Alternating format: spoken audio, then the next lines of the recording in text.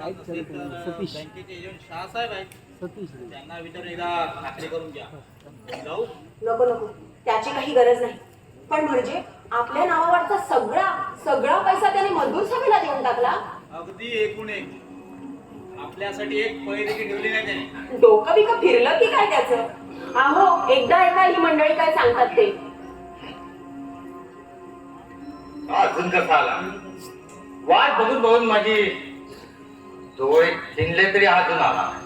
प्राणकंठाशी यायला चंदर बायको आहे का तुमची? चुकला पाहिजे. बायकोची मी कधी वाट पाहिली नाही आणि बायकांची वाट मला कधी पाहावी लागत नाही. कशाला लागेल? चंदर सारखा दलाल आहे ना माल घरपोच करून द्यायला. तो माझा मित्र आहे. मित्र मित्र म्हणून तो तुमचा गळा कापतो आहे. ही मंडळी काय सांगतात ते नीट कान खोलून ऐका तरी. ऐकलं ऐकलं ऐकलं ऐकलं ऐकून ऐकून कान कितले पाहिजे. चंद्र असा आहे, चंद्र कसा आहे, त्याने हे केलं त्याने ते केलं. बुद्धू आहात बुद्धू. तुमच्या सगळ्यांच्या डोक्यातले दगड एकत्र रचले ना तरी त्याच्या डोंगरा एवढ्या बुद्धिमत्तेच्या पायाशी देखील तुम्ही कधी पोहोचणार. काय रावसाहेब, बरोबर ना? बरोबर आहे. वाक्य बरोबर आहे. हे बुद्धू, वाक्याचं नाव विचारलं मी, मुद्द्याचं बोल. नाही नाही, तेही बरोबर आहे. तुम्ही हिडियट साला. कशात काही कळत नाही. धनराज भाई, हा. स्पष्ट बोलतो. माफ करा.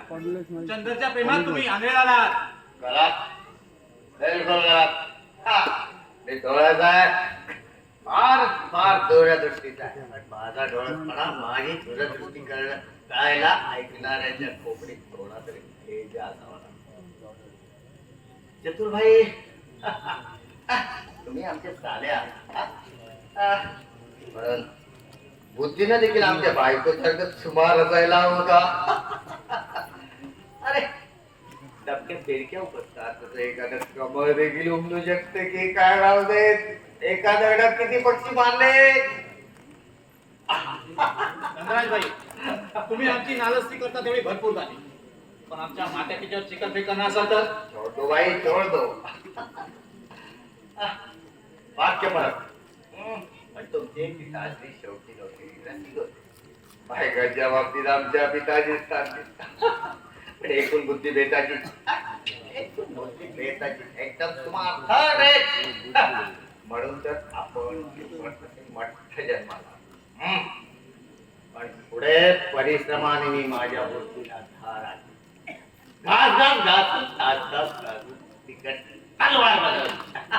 आजकाल चंद्र देखील मला मानतो. आज कुठं फसा खाली. मग काय तो बुद्धीचा उजेड पाडा तरी एकदा. उजेड पडलाय, लख उजाडलंय. डोळे उघडून पहा म्हणजे दिसेल. अरे चंद्रने आपली सगळी मालमत्ता कामगार सभेला अर्पण केली म्हणतात. कपडा लत्ता विकून टाकला म्हणतात. बैराग्यासारखा तो महामंडळाच्या मठी जातो. कामगार सभेत तो जहाज जळजळीत भाषण करतो. अरे चंदन माझ्या सूक्ष्माची तामिनी करतोय.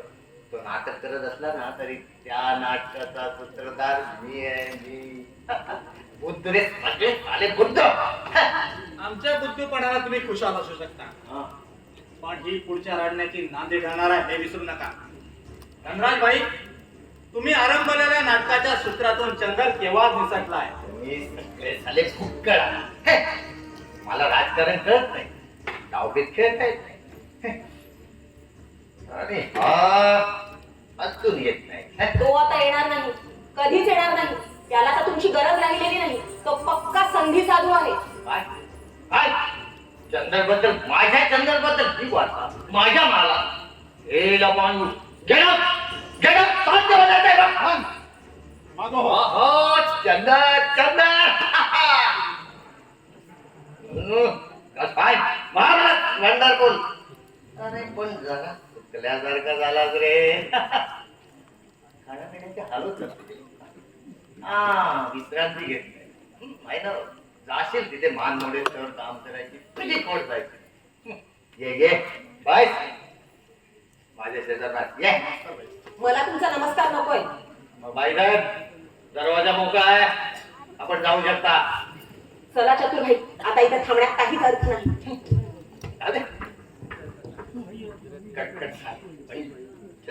यार तुझंही काय आपल्याला पसंत नाही हा?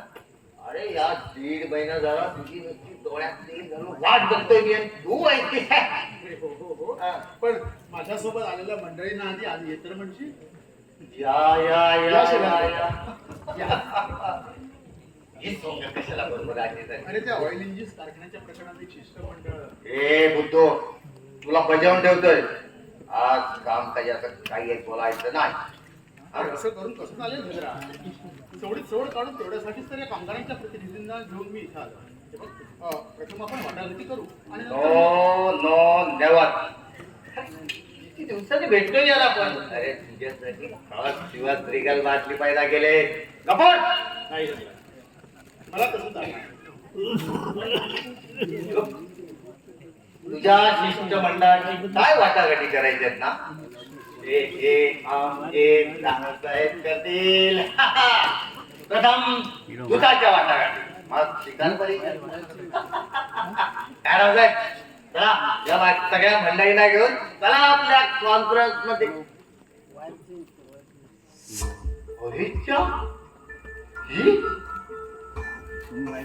ही बसली तर नव्हे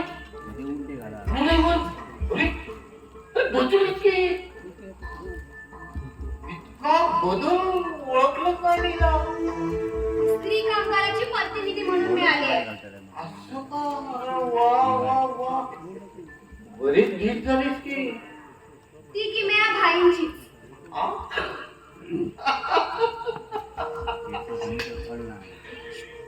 बाई म्हणजे नुसतं दावा पडतात आलं आलं तर या बाकीच्या मंडळींना घेऊन चला तुम्ही यांच्या प्रयत्नात जरा जातीला लक्ष घालायचं ठरवलं राजा त्या बाकीच्या मंडळींना घेऊन तुम्ही चला त्यांना काय हवं नको ते बघा हा पण वाटाघाटी कशा प्रदीर्घ काय चालल्या पाहिजेत हा पण शब्दात गुंतून पडाल तर याद राखा नो कमिटमेंट चला चला जगदाय आता बसतील लेगाची घटकावर काटत्या गुटकरी गमत अरे बरं काय राहिला सुमासारखं तोंडाकडे अरे काही तीर्थ प्रसिद्धाची सोय करतील की नाही चला नाही झालं तू छोड्या गमत चल अरे यार महत्वाच्या वाटाघाटी करण्यापूर्वी मेंदूला घडी तर यायला नको आणतो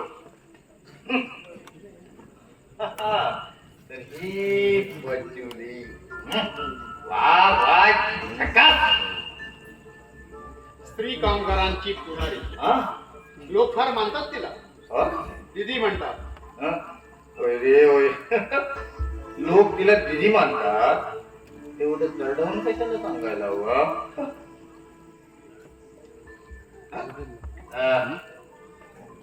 सिगरेट घेतो नको सिगरेट नको अरे सिगरेट शिवाय एक क्षण देखील तू आता लक्षात आलं पार्ट ऑफ द गेम दोन करायचं म्हणजे सगळं सांभाळावं लागतं नाही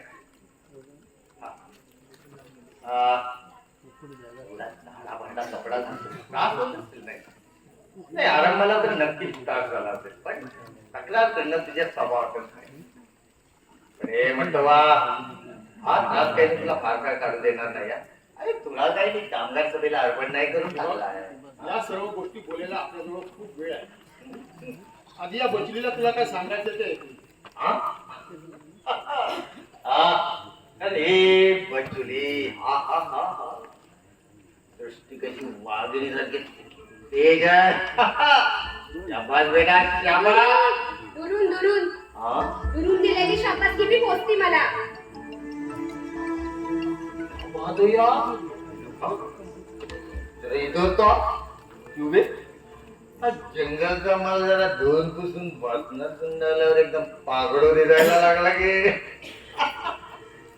काय किमिया गेले लग्न की विरान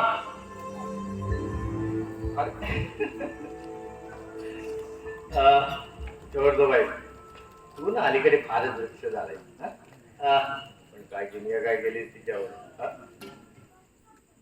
किमया वगैरे काही नाही.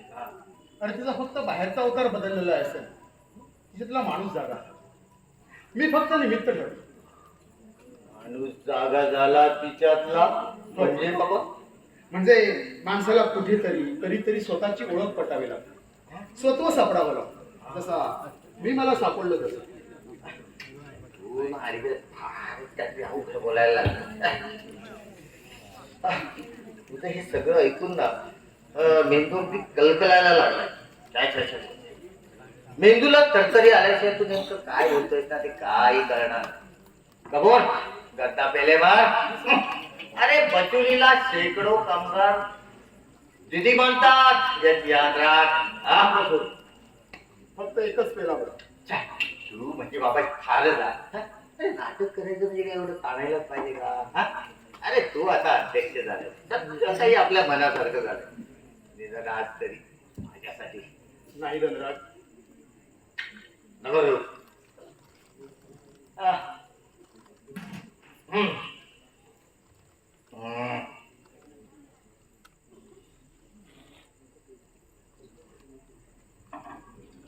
नको देऊ.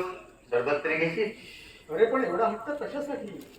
आणि हे बघ, दिवसाच्या या वेळेला मी काही घेत नाही. नको घेऊ. सरबत तरी पिशील का. काय कडुनिंबाचा रस गायला सांगू. हा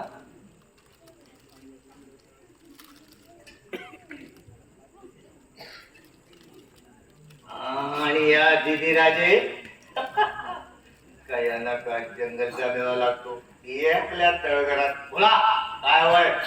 तुमचं जर का बाकीचं बोलणं संपलं असेल हा. तर कामगारांनी काय हवंय ते मी सांगणार आहे. बोलत जलाला आहे प्रकरण.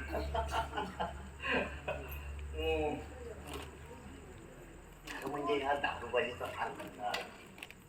तू गेल्यापासून यार यातही काही मजा होती. संध्याकाळ झाली की रोज रोज डोसायची. रात्री 2 घास पोटात घालायचे आणि रात्रभर पडून जायचे. Now let us talk of business. बोला बोला दिदी राजे, तुमच्या कामगारांना काय होय. ऑइल बेंझिनच्या कारखान्यातील कामगारांना आठवड्यातून 2 दिवस सक्तीची बिनपगारी रजा दिली जाते. आम्ही म्हणतो हा अन्याय आहे. रजा द्यायची असेल तर ती भरपगारी द्या. त्यावर तुम्ही म्हणाल की मंदीची लाट आली आहे आणि कारखान्यात 2000 बेंझिन्स पडून आहेत. त्यावर आम्ही म्हणू की सरकारच्या बाजारपेठेबद्दलचा अंदाज चुकला. हा काही कामगारांचा अपराध नाही. त्यावर तुम्ही म्हणाल की या परिस्थितीत सरकारचं धोरण देखील जबाबदार आहे. कंपनीला जर नवे नवे कारखाने काढण्याची परवानगी जर सरकारनं दिली असती तर जादा कामगारांची सोय लावता येईल. पण आम्ही म्हणू की हाय त्या परिस्थितीत सुद्धा मार्ग काढता येईल. तुम्ही म्हणाल कसा, तर आम्ही म्हणू सरकारने नफा कमी द्यावा.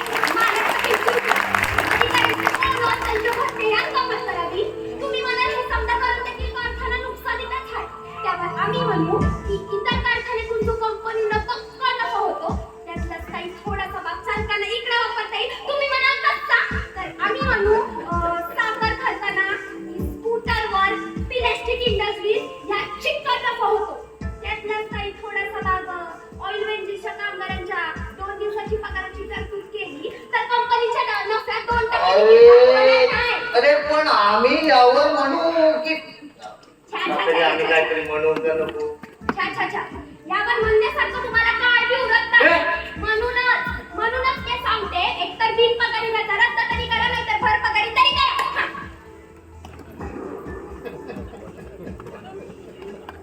झालं संपलं. गफूर डबल पेग लाव.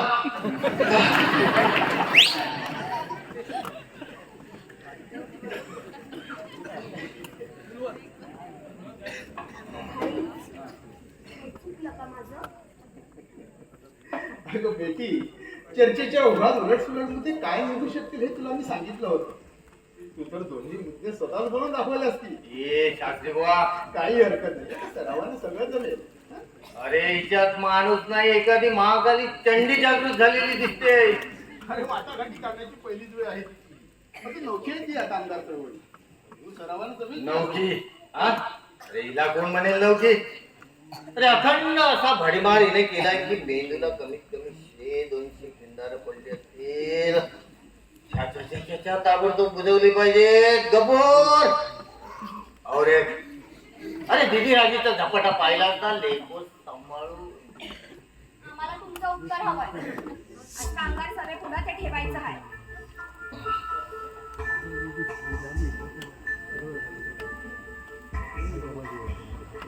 तर होय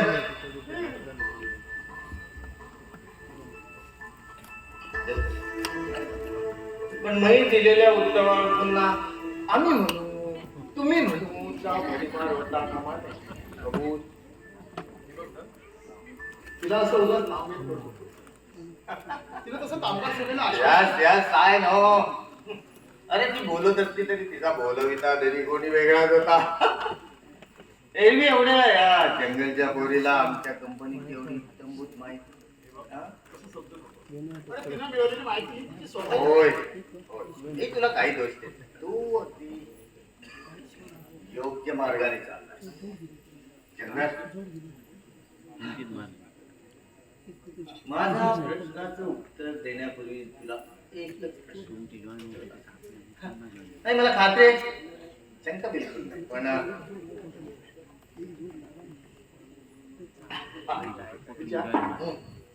अगदी मोकळ्या मनाने विचार की. चंद्र, तू माझा मित्र आहेस की नाही? काय रे? आजच तुला हा प्रश्न का विचारावासा वाटला? या करूया. आजकाल झुळकी बरोबर राहण्याचं गंध येईल असं तेव्हा जरा झाडच नाकाला लावून बोल. तर बोल, तू माझा मित्र राहिलास की नाही? स्पष्टपणाने सांग. हे बघ, आपल्याला खरं बोलण्याचा राग होतो. आवडत नाही की आपल्याला काही माहिती. बोल बोल बोल.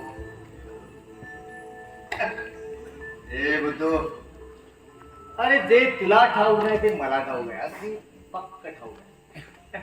तुझं माझ्यावर खूप खूप प्रेम आहे की नाही? I am damn sure of it.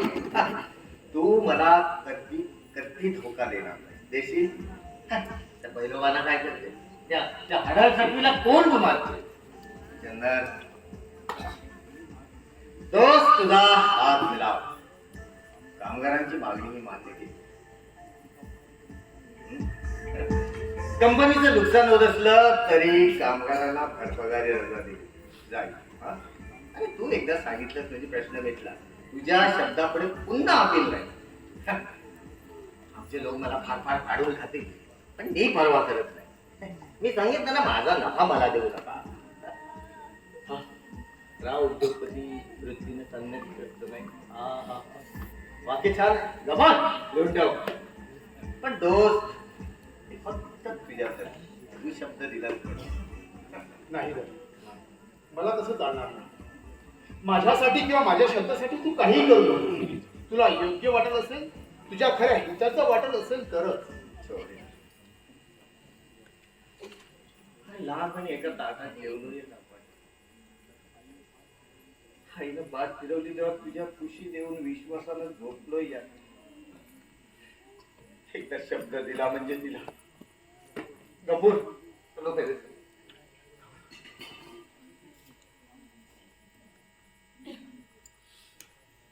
ते कठीण वाटलं,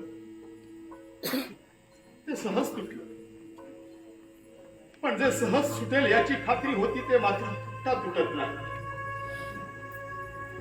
उपकाराच्या अन्नातून रोमारोमात भिनलेली लाचारी, सदैव खाली मान घातलेली सेवा वृत्ती, चैनीची चटक, सत्तेची धूळ, सगळं सगळं किती सहज अल्लात पण गळून पडली. रात्रीची वेडी विंद्री स्वप्न संपावीत आणि पहाटेच्या काकड आरतीने जाग यावी तसा मी पूर्व जीवनाचा प्रसंग निरोप. पण एका चिमुकल्या हाताची जबरदस्त ते भूतकाळात एका किशोरीच्या गळ्यात पडली. अजून सुटत नाही. पण आताही असं चालणार नाही. नुसत्या फांद्या छाटून वृक्ष वाढत नाही. नुसतं घर सोडून माया आटत नाही. काठी सुटत नसतील तर दोन तोडले पाहिजे. भूतकाळाचे सगळे दोन कापले पाहिजे. कापले पाहिजे. कापले पाहिजे.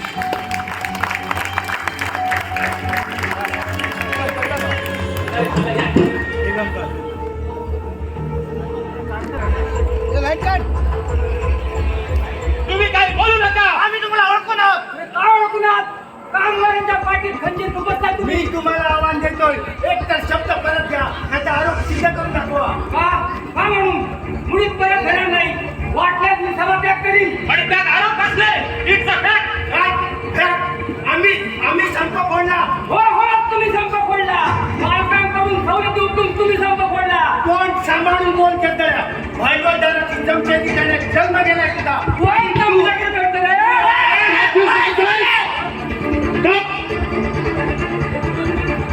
त्या खुर्च्या खाली ठेवा आधी. बसायची आसन आहेत की आपसात मारामारी करण्याची शस्त्र नव्हेत. बसा. अरे बसा म्हणतोय ना. एखाद्या बैठकीला मी नसलो तर तुमचा हा तमाशा. माझ्या सहनशक्तीचा अंत पाहताय तुम्ही. 2 महिन्यात 4 वेळा खुर्ची दुरुस्त करावं लागल्या बाई. तुम्हा सर्वांना वारंवार विनवून सांगितलं की मी अध्यक्ष पदाची सूत्र हाती घेतल्यापासून झालं गेलं सगळं विसरलोय. तुम्ही देखील मागचं सगळं विसरून नव्या जोमानं कामाला लागलं पाहिजे. तरी देखील तुम्ही एकमेकांची उडी धुडी काढता आणि असे घाबराघुमरीवर येता. तसं नाही भाई, पण यांनी ठीक आहे, मी म्हणतो तुम्ही तुमच्या बायकोसाठी वैद्यकीय उपचारांच्या सवलती मिळवल्या. यांनी आपल्या मुलासाठी शैक्षणिक सवलती मिळवल्या. पण धनराज भाईंना तरी या सवलतींचं वाटप करण्याचा अधिकार कोणी दिला? मी तुम्हाला पुन्हा पुन्हा सांगतोय की या सगळ्या सवलतींवर कामगारांचा हक्क आहे. या सवलती म्हणजे धनराज भाईंची कृपा नव्हे की उपकार नव्हे. मजदूर महामंडळाचा हा हक्क शाबीत ठेवण्यासाठी तुम्ही एक दिलानं झगडणार आहात की अक्षरशः जसं हे लठ्ठालठ्ठी करत बसणार आहात? ते आमचं चुकलं. पण भाई दॅट्स ऑल. तेवढ्यासाठीच मेस्करनेच मी तुम्हाला सांगितलं होतं. धनराज नगरातील कामगारांच्या घरोघरी जाऊन रुग्णालयांची तपशीलवार माहिती गोळा करा. आणि केळकर, त्याच हेतून तुम्हाला देखील मी हे सांगितलं होतं की धनराज नगरातील प्रत्येक गावातील शाळा कॉलेजमध्ये जाऊन कामगारांच्या हुशार मुला मुलींच्या गरजा काय आहेत त्याची नावनिशिवाय यादी तयार करा. अरे आपल्याजवळ जर याची काही माहितीच नाही तर आपला काय उपयोग? भाई माझा अहवाल मी 2 दिवसात देतो बघा. मी तर उद्याच देतो. थांबा. तुमचे अहवाल थोडे उशिराने मिळाले तरी चालतील. केवळ विषय झाला म्हणून मी हे बोललो. आपली आजची चिंता फार वेगळी आहे. मला मिळालेली बातमी जर खरी असेल तर लवकरच एका प्रचंड लढ्यासाठी आपल्याला तयार राहावं लागणार आहे. प्रचंड लढा म्हणजे? ऑइल इंजिन्स कारखान्यातील 400 कामगारांना कामावरून कमी केल्याच्या नोटिसा उद्या मिळणार आहेत. 400 कामगारांना नोटिसा. हा ढळढळी विश्वास झालाय. अवघ्या 15 दिवसापूर्वीच तर धनराजबाईंनी कामगारांची 2 दिवसाची सक्तीची बिनपगारी रद्द केली होती. आणि एवढा दगलबाजी. विश्वासघात, दगलबाजी हे शब्द बरोबर नाहीत घडेल. धनराज भाई एका अधिकाऱ्याच्या आसनावर बसले आहे. माणूस मोठ्या कौतुकानं अधिकाऱ्याच्या खुर्चीवर बसतो. पण कृतीचा समय येतो त्यावेळी ती खुर्चीच त्याच्या मानगुटीवर स्वार होते. धनराज भाईंनी जर तसे आदेश दिले असतील तर मला त्याबद्दल त्यांचं आश्चर्यही वाटत नाही की मला त्यांचा रागही येत नाही. पण भाई कामगारांना खरोखरच नोटिसा मिळाल्या तर आम्ही काय मुख घेऊन गप्प बसायचा नाही. तसं झालंच तर आपलं कर्तव्य आपल्यालाही पार पाडावंच लागेल. निष्ठेनं आणि वेळ प्रसंगी निष्ठुरपणानं देखील. पण भाई तुम्ही काय करायचं ठरवलंय मला? आपण काय करावं असं तुमचं मत आहे? आपण सर्व कारखान्यातून संप पुकारू. बर, पुढे? धनराज नगर बंद पाडू. कंपनीच्या डायरेक्टरना घेरावा घालू. वेळ पडल्यास रस्त्यावर उतरू. भाई तुम्ही फक्त आदेश द्या. कंपनीचे सर्व कामाला एकत्र आणून आम्ही हा प्रश्न एका दिवसात रस्त्यावर सोडू. असं कार्यक्रम तर मोठा धडाडीचा सांगितला, पण कामगारांची कितपत तयारी आहे याचा अंदाज घेतला नाही भाई, पण मला वाटतं. तुम्हाला काय वाटतं हा प्रश्न फार मामूली आहे.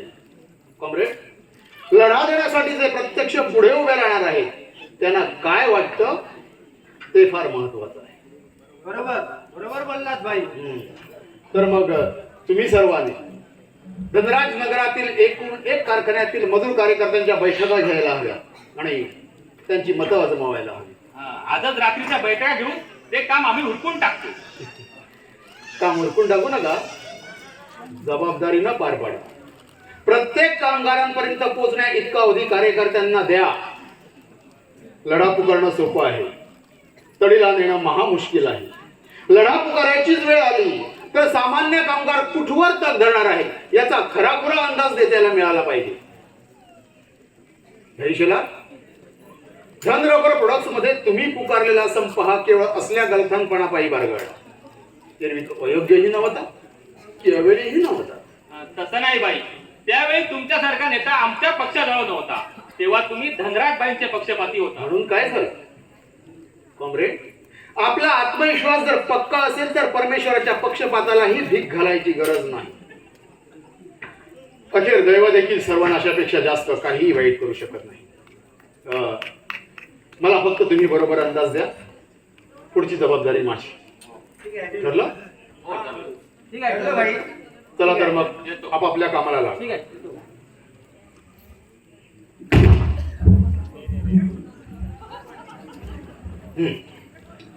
भुलवा गड्या, तुला एक काम करायला हवं. करतो भाई, पण त्याआधी तुम्हाला देखील एक काम करायचं हवं. मी सकाळपासून तुम्ही उपाशी आहात, 2 घास तरी. अरे भाकरी बनवायला उसंत तरी मिळाली का मला सकाळपासून? मला काही भाकरी बनवता येत नाही. मग? आणि बचली अजून जंगलातून परतली नाही. हॉटेल मधून डबा घेऊन येऊ? अरे छे छे, अरे मी धडधाकट असताना डबा कशाला? हा? ते नंतर बघू, पण आधी माझं काम.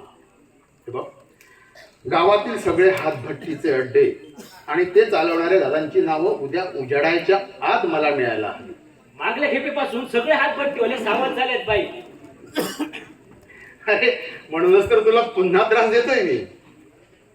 भाई रागू नका, पण मला वाटते तुम्ही या फंद्यात पडू नका. का रे, तुला देखील माझ्या जीवाची काळजी वाटायला लागली? तसं नाही बाई, मग? तुम्ही ज्यांच्यासाठी एवढी खटपट करताय हा. ना, त्या कामगारांना देखील हातभट्टी बंद झालेली नको आहे. पण हातभट्टीचे अड्डे बंद होण्यात त्यांचंच कल्याण आहे हे तरी खरं ना? होय बाई, पण तेवढंच मी जाणतो. बुलवा, मी जो या जागेवर बसलो आहे ते कामगारांची खुशमस्करी करून त्यांची मर्जी राखण्यासाठी नाही. कामगारांची मिळकत हातभट्टीच्या गटारात पडून त्यावर गुंड बसलेले मी कधीही खपून घेणार नाही. तुला कोणाची भीती वाटते एवढी? हातभट्टीचा गुंड म्हणून माजलेल्या त्या काबराखानची? नाही बाई, पण मग जा, माझी चिंता करू नकोस. उद्या उजेडायच्या आत मला सगळी माहिती मिळाली पाहिजे. हं? जा. आणि हो, जाताना एक काम कर, बचिलीला मी इथं बोलावलं म्हणून सांग. एका महत्वाच्या विषयावर तिच्याशी मला बोलायचंय. जा. ठीक आहे बाई.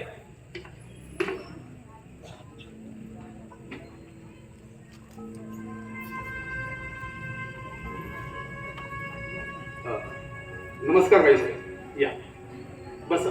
मी इथे बसायला आलेले नाही, मला फक्त तुम्हाला एक जाब विचारायचा आहे. जाब? आणि मला? होय, तुम्हालाच. आणि जाबच. माझ्या आयुष्याचा तुम्ही पूर्व सत्यानाश केला आहातच, त्याबद्दल मला कोणतीही खंत राहिलेली नाही. पण आता माझे पती आणि माझी मुलं यांचाही सर्वनाश करायचा तुम्ही पक्का ठरवला आहे का?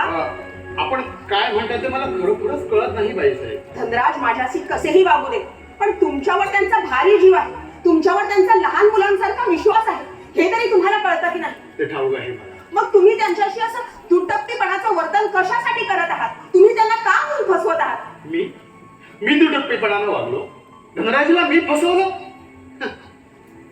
बाई साहेब, मला वाटतं आपण केवळ मला भडकवण्यासाठी असले एक क्षुद्र आरोप माझ्यावर करीत आहात. धनराज महाल सोडल्यापासून तुम्ही कंपनीच्या नफ्या तोट्याची चिंता न करता फक्त कामगाराचे हितसंबंध राखण्याची धडपड करत आहात. पण धनराज मात्र अशा भ्रमात आहे की तुम्ही हे कामगार निष्ठेचं निव्वळ नाटक चालवलं आहे. फक्त तुमचा शब्द ऐकायचा म्हणून त्याने कंपनीचं नुकसान करून तुमची किती मागण्या मान्य केल्या हे काय तुम्हाला ठाऊक नाही? बाई साहेब, धनराजला कामगारांच्या मागण्या मान्य केल्या कारण त्या न्याय आहेत याबद्दल त्याची खात्री पटली म्हणून. माझ्यासाठी किंवा माझ्या शब्दासाठी तू काही करू नको असं त्याला मी वारंवार बजावलं होतं. वाटल्यास त्याला विचारून तुम्ही तुमची खात्री करून घेऊ शकता. मग तुम्ही नुसतेच ढोंगी नाही तर संधी साधून हलकट व नीच आहात. ज्या घराच्या अन्नावर तुम्ही पोचला त्याच्याशी कृतज्ञ झाला आहात. बाई साहेब, आपण रागावला. तुम्ही देत असलेल्या शिव्या शापाला त्या पातळीवरून मला उत्तर देता येणार नाही. मला तुमचं उत्तर नकोय. मला फक्त तुमचा बुरखा काढून तुमचं खरं रूप त्यांच्या समोर आणायचं आहे. तुम्हाला दुश्मनीच करायची असेल तर ती उघडपणानं करा. दगलबाजीनं असं पाठीत खंजीर खुपसू नका. बाई साहेब, आपण फार बोललात, मर्यादा सोडून बोललात, वस्तुस्थिती जाणून न घेता बोललात. तुम्ही समजता तसा मी असेल तर ते न समजण्यात का धनराज मूर्ख आहे की आंधळा झाला आहे? ते मूर्ख तर आहेतच, पण तुमच्या प्रेमानं ते आंधळे झाले आहेत. आपण अतिशयोक्ती करत आहात बाई साहेब. अतिशयोक्ती? तुमच्या प्रेमानं ते किती आंधळे झाले हे ते तुम्हाला पाहायचंय. मग माझ्या पाठीवरचे हे बळ पहा. नोकऱ्या सगळ्यांसमोर गुरासारखं वेताने मारलं त्यांनी मला. फक्त मी त्यांच्या समोर तुम्हाला कृतज्ञ, बेईमान, विश्वासघातकी म्हणाले म्हणून. एवढ्याने काय झालंय? पुन्हा उच्चार तरी ते शब्द अजून फोडून काढीन. अजून चांगल्या धनराज, डोकं ठिकाणावर ठेव. मजदूर महामंडळाच्या कचेरीत उभा आहेस तू, धनराज महाराज नाहीस. अरे पण दोस्त ही Shut up. ऐकत मी तुझा दोस्त नाही. बायकोच्या अंगावर हात उचलणाऱ्या पशीशी मी दोस्ती करत नाही. जा, चालायला लाग इथून. मला तुझं काही ऐकायचं नाही. चालता होय तू, मला तुझं तोंड देखील पाहायचं नाही. अरे हे काय मग चुकलो, तू कबूल करतो माझी. हा?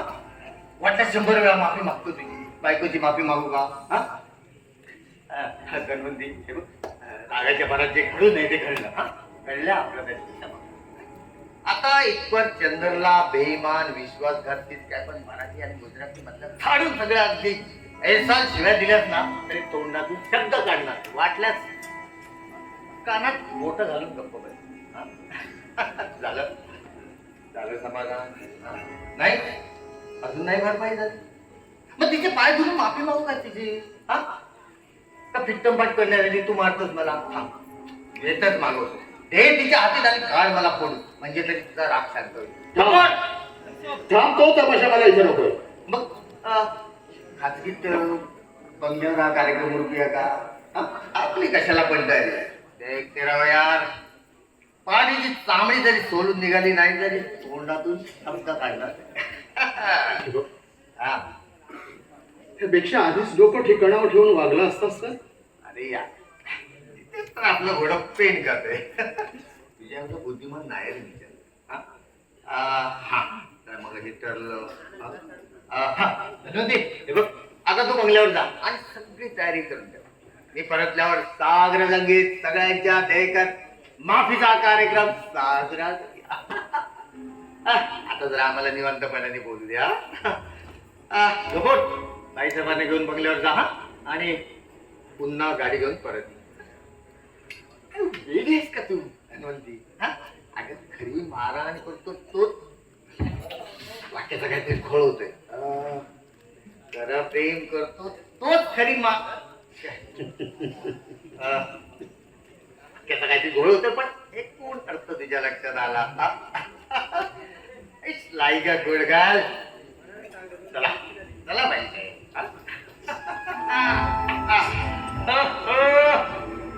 पाय मारला मंडर बोल. अशी टॅग पाहिजे, टॅग अशी टॅग पाहिजे. आता जरा कामधंद्याचं बोलूया. थांब धनराज, बस. आपण कामधंद्याचं बोलण्यापूर्वी तुझ्या डोक्यातील एक भ्रम मला पुरता काढून टाकायचा आहे. जरूर जरूर क्यों नाही. पण त्या अगोदर विस्की तो पिला होतो. इथं फक्त तुला गार पाणी मिळेल, तेही आतल्या सुरईतलं, फ्रीज मधलं नाही. अरे एक पाणी प्यायची वेळ आहे. हा माझ्या गाडीतून बाटली मागू का? गफोट नाही धनराज, आज मी तुला मध्ये घेऊ देणार नाही. ते बघ, आपण फार महत्वाचं बोलणार आहोत. निदान यावेळी तरी तू नशेत असता कामा नाहीस. अरे पण नाही. ए कबूल कबूल, इथं फक्त गार पाणी प्यायचे. नाटकाचा एक बात. ओके हे बघ, मी तुझ्या पुढे नाटक करत नाही आणि पूर्वी कधीही करत नव्हतो. पुढं हे बघ, माझा मेंदू ताजा तल्लग असेपर्यंत बोल बोल. धन, हा आपण एकमेकांना समजून घेतलं तरच आपल्या मैत्रीत बिघाड येणार नाही. आपण दोघंही एकेका अधिकारपदाशी पुरते जखडले गेलो आहोत. त्यातून तुझीही सुटका नाही की माझीही नाही. त्यामुळेच कदाचित आपले निर्णय व आपली कृती परस्परांच्या विरोधात जरी गेली तरी त्याचा परिणाम आपल्या मैत्रीवर होणार नाही याची आपण दक्षता घेतली पाहिजे. ए शास्त्री बाई बघ, तू ना अलीकडे फारच अवघड आणि चमत्कारिक बोलायला लागलं का? हे बघ, मला कळेल असं साध्या शब्दात बोलणार तर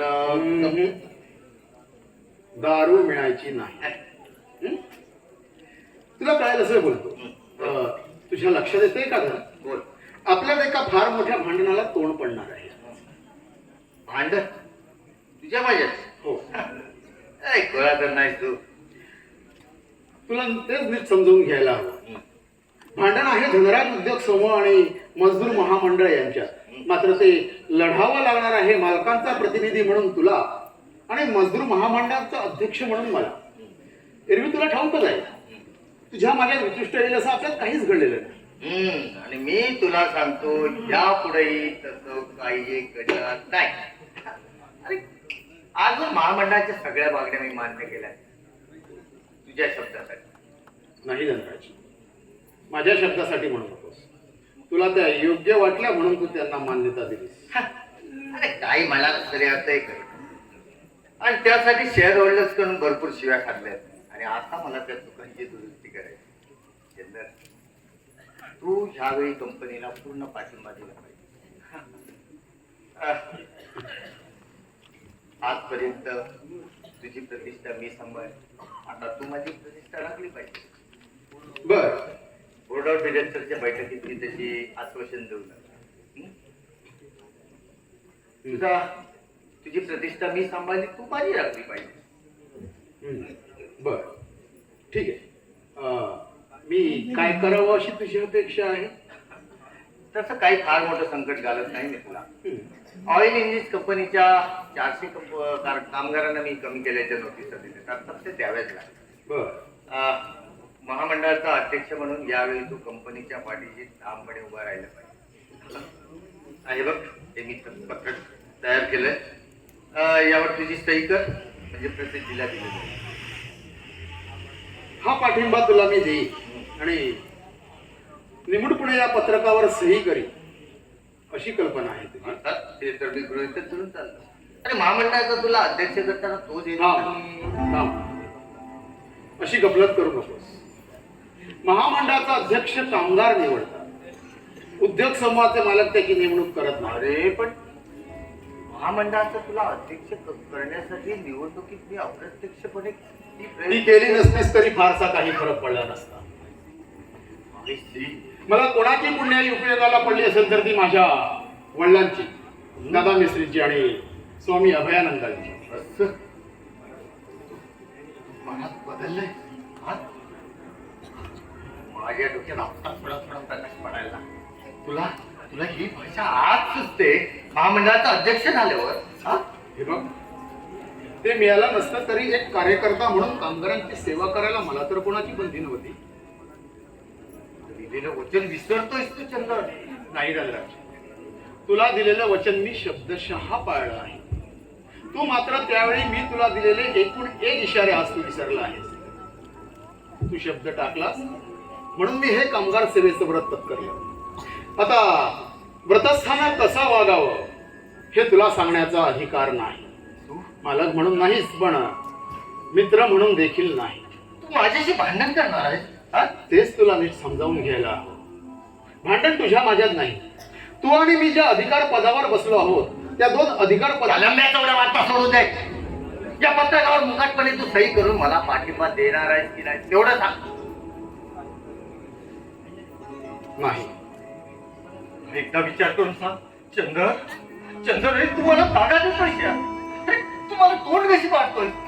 त्यावेळी जर तुम्हाला साथ दिली राहील ना तर घरोघरी माझी शेतू होईल. विश्वासघात म्हणणारे माझे दीड कमरीचे सहकारी खरे ठरतील, शहाणे ठरतील. तुझ्यावर विश्वास ठेवणारा मी मात्र तू मूर्ख पावत. तुला विश्वासघात की बेईमान म्हटलं म्हणून ज्या बायकोला मी चरीनं मारली ती खरी ठरेल. आणि मी खोटा ठरलो म्हणून येतात आता माझ्या तोंडात शेण घालेलं रे. माझा असा फजितवाडा झालेला पाहिजे का चंद्र तुला? हा हे बघ धन, आपले वैयक्तिक स्नेहसंबंध तू व्यवहारात आणू नकोस. माझ्या कर्तव्यात मी चुकणार नाही. असं तू काय करायचं ठरवलंयस? ते तू काय करणार आहेस त्यावर अवलंबून आहे. 400 कामगारांना दिलेल्या नोटिसा तू परत घेतल्याच पाहिजेस. नाही, नोटिसा परत घेतल्या जाणार नाही. अरे त्यात तुमचं नुकसान असं काही नाही होणार. अरे इतर कारखान्यातून मिळणारा नफा हा जर नफा पाहिला तर तो नफा तुझ्या ह्या नफ्याचा ऑइल इंजिन कारखान्याशी काही एक संबंध नाही. प्रत्येक कारखाना आपल्या बळावर तरला पाहिजे. अरे कामगारांनी तेजीच्या काळात जर गुणच घेतला असेल तर मंदीच्या काळात तरी कपाती स्वीकारलीच पाहिजे. अरे पण धनराज, अरे चंदर, तू स्वतः घालून दिलेला हा दंड घे. 400 कामगारांच्या जीवनमरणाचा सवाल आहे धनराज. अरे दंड मी जरी घातला असला तरी तो आता बदलला पाहिजे. हो, दंड बदलला पाहिजे. हो का? तू बदललास परत नोटिसा परत घेतल्या जाणार नाही. हा माझ्या प्रतिष्ठेचा प्रश्न आहे. तर मग संप पुकारण्यापासून आम्हाला गत्यंतर नाही. तू संप पुकारला असेल तर मी टाळेबंदी जाहीर करेन. कारखाना बंद करून टाकेन. तरी तुझे सगळे तुझे फुकट उपाशी मत तरी देखील ते मालकांचे पाय चाटायला येणार नाही. याही पेक्षा जालिमीला आमच्या जवळ आहेत हे तू विसरू नकोस धनराज. तू मला धमकी देतोय. नाही धन, हे बघ मी तुला फक्त वस्तुस्थितीची जाणीव करून देतो आहे रे. याचा अर्थ कळतोय तुला चंदर? अरे हा विश्वासघात आहे चंदर, विश्वासघात. तू बेईमान होतेस माझ्याशी. हे बघ उगीच डोक्यात राग घालून घेऊ नकोस. त्यावेळी तुला मी बजावलं होतं की कामगारांच्या सेवेसाठी मी एकदा स्वतःला वाहून घेतलं तर इमानाचा अर्थ देखील बदलेल. आपल्या अन्नाशी देखील कृतज्ञ होणार आहेस तू. तेही तुला मी सांगितलं होतं. नुसत्या मिठानं माणसं बांधण्याचा काळ आता संपला आहे म्हणून. तू माझ्याशी वैर करणार आहे हा? अरे माझा वैर म्हणून तू माझ्या वैर दुर्भागा नाही. नाही चंदर ना, मला मान्य स्वतः हे मी घडू देणार नाही चंदर. अरे तू मला आवाज दे. माझा मित्र म्हणून आवाज, माझा पाठीराखा म्हणून आवाज. अरे तुझ्याशिवाय माझ्या हितसंबंधाचं कोण करणार आहे चंदर? हे बघ त्याची जाणीव मी तुला करून दिली होती. एकाच वेळी तुझी आणि कामगारांची सेवा करणं मला शक्य होणार नाही. कदाचित तुझा मित्र देखील मी राहू शकणार नाही. होय होय होय, सांगितलं होतं, बजावलं होतं आणि पुष्कळ इशारे दिले होते. आठवतं मला सगळं सगळं सगळं आठवतं. काही विसरलो नाही. पण तुझ्या विचारावरती कधी विश्वासच ठेवला नाही. तू असं शब्दात पकडून माझा विश्वासघात करशील अशी शंका देखील मला कधी आली नाही रे. तुझ्या मैत्रीपुढे सगळं जग मी तुच्छ मानलं. प्रत्यक्ष आई वडिलांना नाही दिला नाही एवढा मान मी तुला दिला रे. सगळं वैभव, सगळा ऐशाराम, सगळा अधिकार मी तुझ्या पायाशी वाहिला. स्वतःच्या बायको बोलीला देखील मान दिला नाही तेवढा तुला दिलाय. कधी तुझा शब्द तोडला नाही, तुझ्या घरची बाहेर गेलो नाही. चंद्र आठव. अरे कधीतरी विश्वासघात केलाय. अरे तू तू माझ्या पाठीत असा खंजीर खूप असणार आहे. मला असं वाऱ्यावर सोडून जाणार. माझी सगळी प्रतिष्ठा तू धुळीला मिळवणार आहे चंद्र. नाही. अरे स्वप्नात देखील आज मी नाही रे सहन करू शकत चंद्र. अरे विचार कर, अजून वेळ गेलेली नाही. एकाच वेळी जर तुला माझी आणि कामगारांची सेवा बजावता येणार नसेल ना तर अध्यक्ष पदाचा दे विश्व माझ्या बरोबर आहे चंद्र. अरे तू मागशील तो अधिकार, मागशील ते वैभव तुझ्या पायाशी लोळत गेले. अरे कोण कुठले कामगार, काय संबंध त्यांचा आणि तुझा? काय केलंय त्याने तुझ्यासाठी? तुझे वडील काका मिस्त्री लहानपणात वाढले तेव्हा तुझा सांभाळ कोणी केला? माझ्या काही वडिलांनी ना. तुला थोरल्या भावासारखं आमच्या घरात वाढवलं ना सगळ्यांनी. आणि तू माझ्यापेक्षा त्या कुत्त्याची सेवा तुला अधिक प्रिय आहे. नाही चंद्र, तू वाव म्हणाला तरी माझा विश्वास नाही रे बसाय. चंद्र आपल्या घरी परत येणे माझ्यासाठी परत येईल. चंद्र तू माझ्या शब्दासाठी कामगार चळवळीत पडला असतील ना तर आता मी सांगतो म्हणून तरी परत येईल. हा? चंद्र, तुझ्या संगती सोबतीशिवाय मला अन्न गोड लागत नाही, पाण्याचा थेंब मिळवत नाही की झोप लागत नाही. चंद्र, चंद्र, हे बघ, तू कामगार चळवळ सोडून आलास परत म्हणून त्यांचं काय नुकसान होणार आहे? त्याला हजारो नेते भेटतील, पण चंद्र, चंद्र, तुम्हाला सोडून गेलास तर मात्र मी एकाकी एकटा पडेल. चंद्र, चंद्र, पाणी म्हणून वचन दे मला, मी तुझ्या भीक मागतोय. चंद्र, वेळाने इतका भाबडेपणा तुला शोभत जाईल. इतकं वळावर राहून तुला चालायचं नाही. आयुष्याचा प्रवास हा अखेर एकाकीच असतो, तो एकट्यानेच करायचा असतो. मला उद्देश नको आहे. चंद्र, चंद्र, चंद्र, तू परत येईन म्हणून मला. अरे, तुला शपथ आहे माझी, आपल्या मैत्रीची शपथ आहे तुला. चंद्र, चंद्र, परत ये माझ्याकडे, परत ये. परत कसा येऊ ध? नाही चंद्र, झाडावरून तुटलेलं फळ परत कधी फांदीला चिकटवता येईल का रे? नाही चंद्र, माझ्यासाठी यावंच लागेल तुला. चंद्र, यावंच लागेल. ते शक्य नाही, कदापि शक्य नाही. भ्रमात राहू नकोस. ती वेळ गेली, संपली.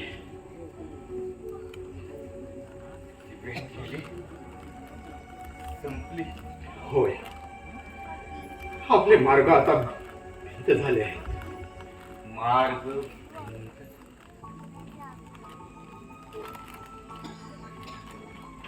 आता मला कळू लागले. आजवरची ओळख केलेल्या मैत्रीची तुला कदर उरली नाही. मग जीव तोडून गेलेल्या विनवणीने काय फरक पडणार? पण मग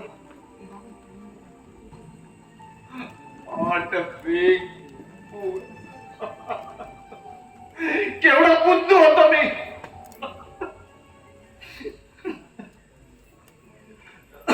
तरी देखील ना, मी तुझा खरा मित्र आहे. आणि खरा मित्र एक हितचिंतक म्हणून नेहमीच तुझ्या मी पाठीशी बात करा तुझी भगवान. नकोय मला तुझी माहिती, नकोय तू परत कुशालच्या पुस्तकाच्या कथाला बोलत राहा. तुझ्या वाचून माझं काही घडणार नाही. माझ्या हिताची चिंता मी होय. एकाकी एकटा राहायला शिकेल मी. अरे, मी तुला चढवला म्हणून एवढं चढून जाऊ नकोस. आज बाजी तुझी आहे रे, तू जिंकलास म्हणून एवढा गर्व करू नकोस. तुझ्यासाठी ज्यांची आजपर्यंत तळतात घेतले ना, त्यांच्या पायाशी जाऊन लोट रांगण घालेल मी. माफी मागेल त्यांची. पुन्हा जो ताट उभा राहील ना, तो फक्त तुझा जन्माचा हाल होईल. तुझ्या सर्वनाश.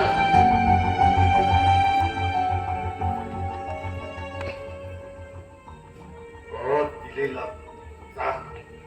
कोट नाही. हे तो दिलेला खरा, हे तो दिलेला पेट. तुझ्या ठार झालेल्या मैत्रीचे एक एक देखील दिशाने मला दबाव माझ्याजवळ. वैरच करायचंय ना तुझ्याशी. शांत हो धनराज. तेही पोटभर देतो तुला. शांत हो. आजपर्यंत समजुतीनं घे रे. आजपर्यंत ज्या व्यक्तीने तुझ्यावर प्रेम केलं, त्या दिमाने एक बारी तुझ्याशी वैर देखील. अरे यार, आजपर्यंत माझा दोस्ताला पाहिला, असा दुश्मनीची छलाक पाडला तयार. एक तू तरी धुळीला मिळशील, नाहीतर ते तरी.